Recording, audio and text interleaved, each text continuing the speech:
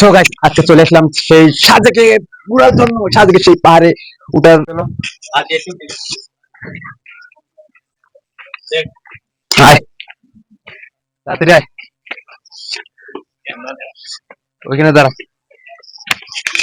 So guys আজকে চলে আসলাম সেই সাজেকে ঘোরার জন্য। সাজেকে সেই পাহাড়ে উঠার চেষ্টা। ও পাহাড়ের যে কন্ডিশন, ওটা খুবই কষ্টদায়ক, ক্রিটিক্যাল একটি রাস্তা। তারপর চেষ্টা করতেছি ওটার জন্য। ফোকাস হয়। ও পাহাড়টা দেখাও একবার, রাস্তাটা এবারে তো পুরো খারাপ। পাহাড়ে উঠবো আমরা এখন, তো চলো লেটস গাইস।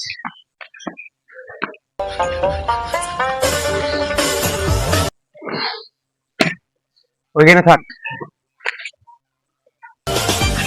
সো গাইস দেখতে পাচ্ছেন আজকে আমরা বাংলাদেশের সবচেয়ে বড় উঁচু পাহাড়ে ভিডিও লো, ভিডিও লো, এই ভিডিও লো, এই খারাপের ভিডিও লো। ও খারাপ পাহাড়ে। ও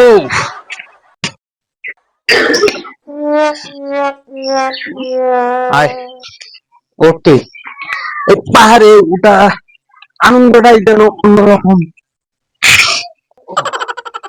এ পাহাড়ে পানি বের হয়, এদিকে আয়, কাম দেখাও। পাহাড়ে কিছুটা পরিমাণ পানি দেখতে পাচ্ছি আমরা, যে পাহাড় থেকে কিছুটা পরিমাণ পানি বেরোচ্ছে। বিশাল এক ঝর্ণা। ও নো নো নো,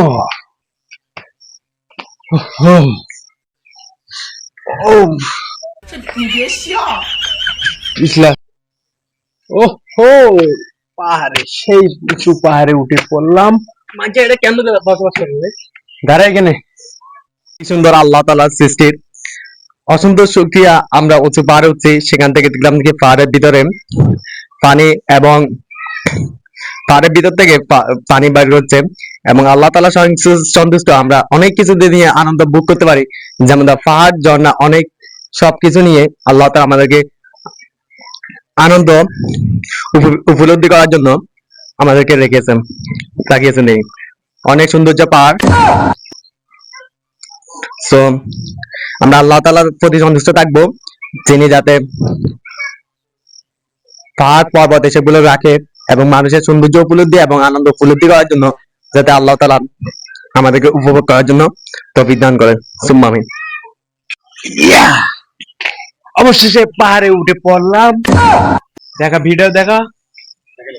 পাহাড়ে উঠে দেখি চতুর্দিকে শুধু পাট ক্ষেত। পাট ক্ষেতের মধ্যে এসে আমরা কি করব? আসলে অসাধারণ একটা দৃশ্য, যে পাহাড়ে উপরে উঠে আমরা পাট ক্ষেতের দেখা পেলাম অবশেষে। বন্ধু আয় জায়গা পাট খেতে।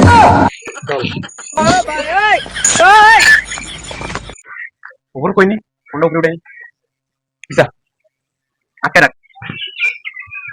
সো গাইস দেখতে পাচ্ছেন পাহাড়ের উপর থেকে এই দৃশ্যটা, শহরের দৃশ্যটা কতটাই মুগ্ধময়।